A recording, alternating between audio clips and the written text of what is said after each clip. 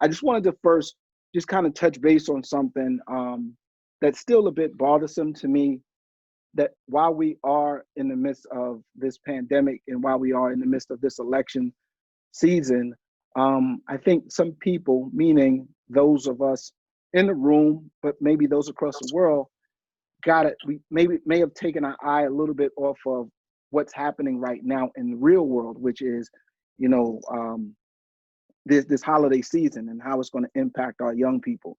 And I think we talked a couple of weeks ago about starting these food pantries and doing a lot of the things that I think we need to do to prepare for this homelessness and for this hunger that's happening in our country. It's very, very real, y'all. It's very, very real. Well over 2 million people right now in New York City will face hunger by the end of the year. 2 million people. That's a lot of people. I know we talk a lot about pandemics, and we talk a lot about, you know, how many people have been affected by COVID. But I think that you don't hear the news talking enough about the number of people that are living in poverty and, you know, living in under a state of hunger at this point. So I just want to continue to encourage us to look beyond just the moment, which is this election, and say to ourselves, what are we going to do to make a difference in the communities? And like I said, believe it or not, Thanksgiving is 3 weeks away. 3 weeks away. And some of us haven't made the provisions for how we're going to support our families that we know are struggling and that we know are hungry. So it's really important, y'all, that we start that process. I know ARC has been very instrumental in reaching out to a lot of people in New York, like Principal Hines and Principal Forrester and Burnside and other people saying, you know, I'm willing to help. And so, ARC, do you have any connections in terms of what's going to be coming to your school in the next couple of days, couple of weeks? So, I mean, a lot of, thanks for that, Dennis. A lot of the times it be on a whim, but you said I'm working with Marissa, Burnside, Hines, Marie, to name a few. So getting some of the things that I have. I mean, another thing that we do too, Dennis, that I don't know if folks is open to it. Like, you know, we feed the families. You know how the day before Thanksgiving it's hard for us to get something to eat because everybody in the kitchen burning and doing all that. So the day before Thanksgiving, on Thanksgiving Eve, we give out like a mini Thanksgiving breakfast. I mean, not breakfast, but dinner at Westside, so all of the families can eat, just in case they may not even eat the next day. So that's one of the things that we do, as well as we give out the turkeys and stuff as well. But all of the stuff that I've been sharing with the OSG crew. So, but yeah, so I'm on it. I'm getting prepared for that. And you can't sleep. You know, you got to think about right after that. Christmas is right around the corner. So, you know, we give out free Christmas trees. I give out about 400 live Christmas trees with the lights, the ornaments, the base. We do a coat drive. We get out last year we gave out like 3,000 coats. So not just Thanksgiving. It's like you got to stay in that holiday, that mode. So those are some of the things that we're doing. My man Loon reached out to me this morning and was like, yo, D, what's up, man? We going live today? And I said, of course. So I want y'all to know, like, once again, Loon I didn't call Loon. I didn't text Loon, they'll come through. Loon texted me early this morning and asked me if we going live today. So I'm really, really happy to see my brother here, you know, and things like that. So Loon, I know some big things are going on with you these days, man. I get to see you. I got to see you on Instagram the other day, but you're not on there much. But I did see that that you're joining some organizations are really joining forces with you to kind of address some of these issues that are plaguing our community. And I just want your help in kind of helping us to really talk about it, to really push the agenda when it comes to us taking care of our community and taking care of our own and stuff like that. And I know now that you have this leverage where everybody needs Loon, everybody wants to see Loon. I'm going to need your help in helping us to kind of reach out to those people and say, all right, Loon is helping y'all, but y'all need to help this. You need to help the community as well. And I know that those are some of the conversations you've been having. So talk to us about what you've been doing, man. I'm sponging. Y'all know this by now, man. Like, I'm a sponge. So I'm taking it all in and I'm trying to figure out, like, where could I be the most effective and where could I, you know, elude some of the political backlash that comes with some of the, you know, ways certain individuals have asserted themselves in this political space. and how that tarnishes, you know, some of their efforts. So basically, the conclusion of the whole conversation was, okay, Loon, what I hear you saying the most out of everything from police reform to social and economic empowerment and to education, you know what I'm saying, and dealing with the youth. You know, what was taken away from this conversation that I had was emphasis on the youth and communities, you know what I'm saying? Because I know I reached out to a few of y'all outside of, you know, and a few of y'all haven't got a chance to get back to. But the thing is, the reason why I keep coming back is because I see that I may already have the army that I need, opposed to going out and trying to vet a bunch of people, you know what I'm saying? And it's like everyone in this room every week just shows me how versed and understanding all of the different, you know what I'm saying, formalities that come with trying to, you know, correct some of these situations that affect education in general and the community specifically. So not to try to like, take this moment and make it my own, because I'm never a selfish person. But honestly, every week, and it is some, you know, permissible form of selfishness that comes out of this, because, you know, it's something that, you know, empowers me. And it's like I listen and I keep listening. And I'm like, man, this the team, you know what I'm saying? And in order to actually get into a place where it start raising money and funding for these, you know, these agendas, is to have a team of people, first and foremost, who verse and understanding what's required in order to be efficient and be effective, and, you know, reinforcing, you know, this whole educational process.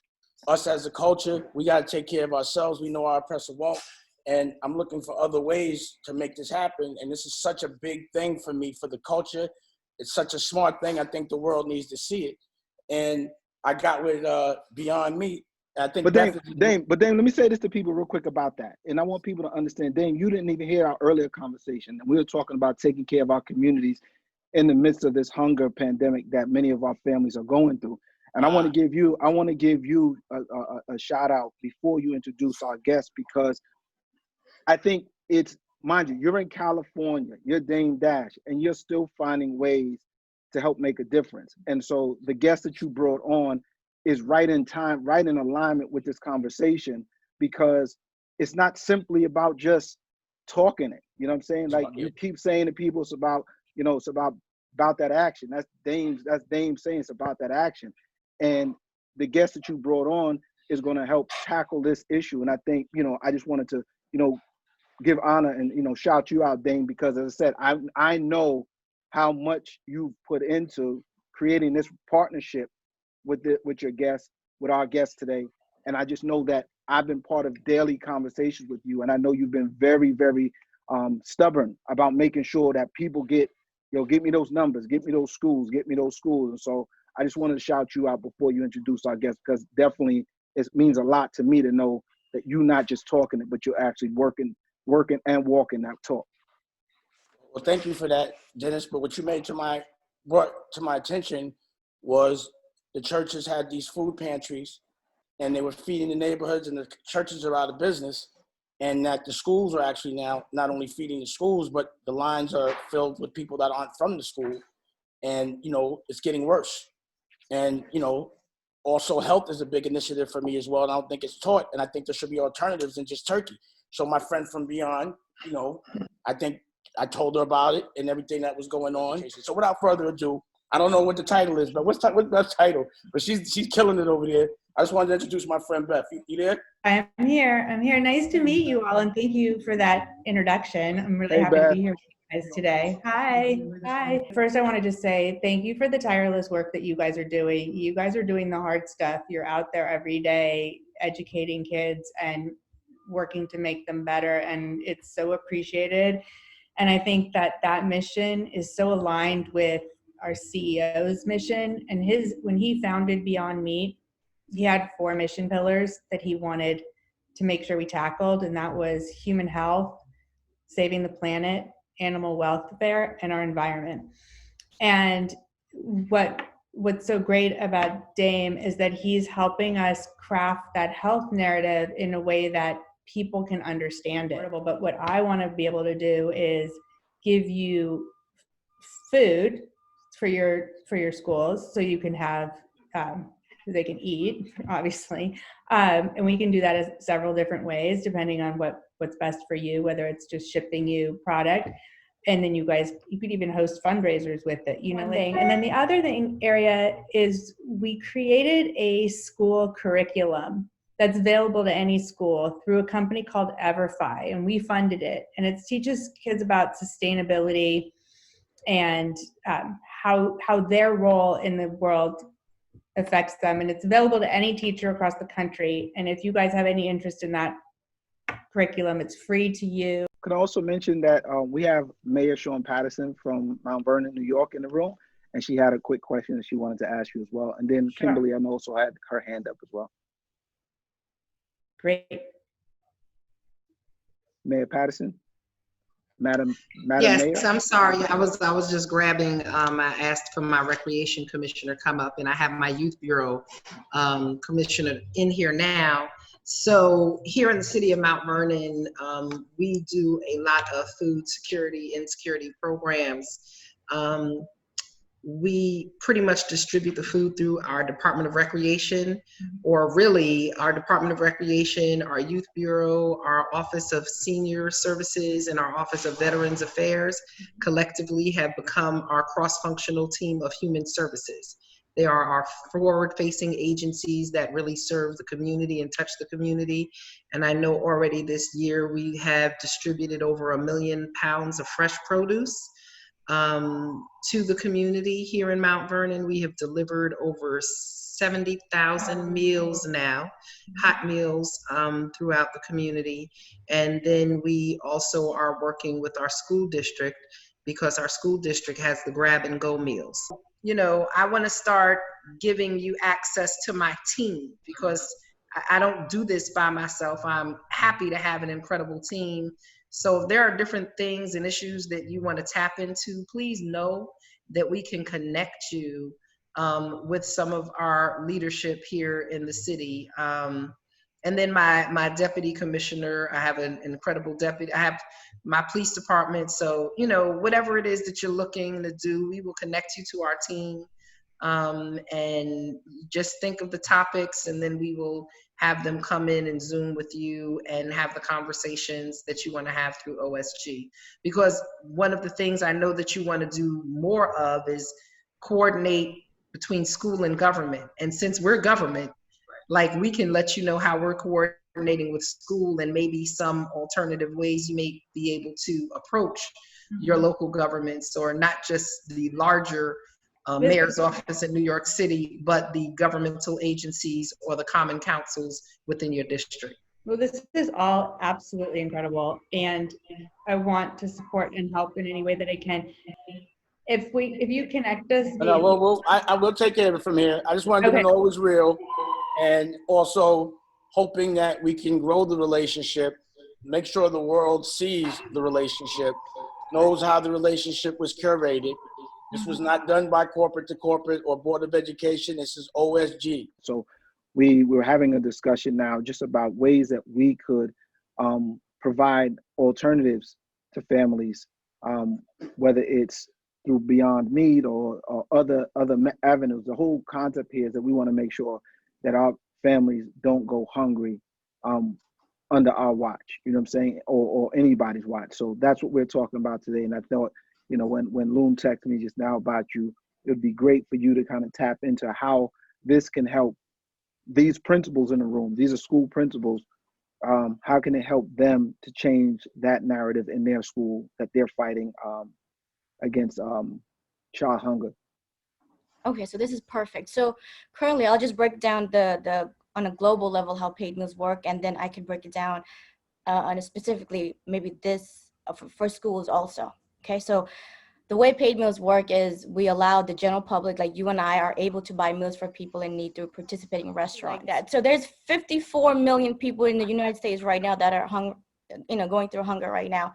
So the way to get to everyone is to bring, the food, the capital, and the people in one platform. So that's how paid meals is able to bring everyone in one platform and have access to food.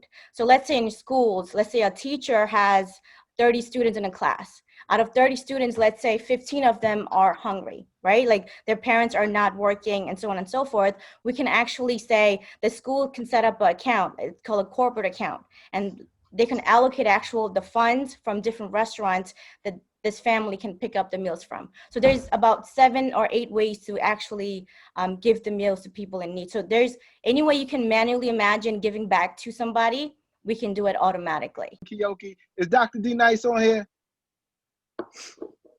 Is Dr. D Nice? Where's Dr. D Nice? I am here under a different name. Okay, so listen. We can't leave without our Thursday tidbit, and then we're gonna turn it back over.